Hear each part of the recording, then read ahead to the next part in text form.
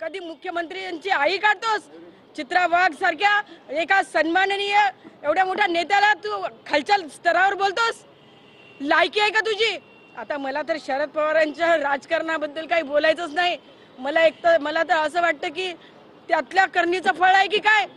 रसद पुरवसाल त्याच्यामुळे घडले की काय? सन्माननीय ताई आहेत आमच्या, सुप्रिया ताई, मी त्यांचा रिस्पेक्टच करते, परंतु माझ्या एसटीतले 124 बांधव जे रोज मृत्युमुखी पडत होते 6 महिने, त्यावेळेस माझ्या ताईला जाग नाही आली. माझ्या एसटीतले कष्टकरी जे मृत्यू पडत होते त्यांना भेटण्यासाठी ताईचा पाय आझाद मैदानात नाही आला. परंतु आज या देशी बाजून आणलेल्या या जरंग्याला भेटण्यासाठी ताई तुमचे पाऊल कसे वळाले? भेटले ना तुम्हाला ते कर्माचे फळ?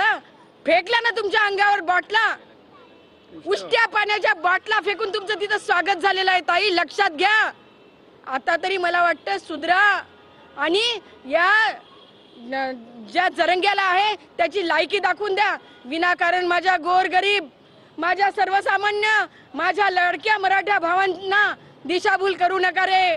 माझे ते ओरिजिनल लाडके अभ्यासू माझे मराठा भाऊ इथे नाहीच दिसत आहेत मला. हे कुठली तरी गंगा वाहते इथे उलटी.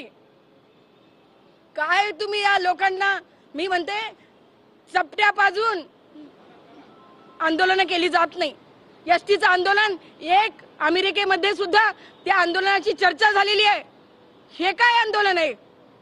हे कोणती दादागिरी आहे? वाटेल ते बोलायचं, गांडबुली म्हणायचं? अरे लाज वाटते का तुला जरंग्या?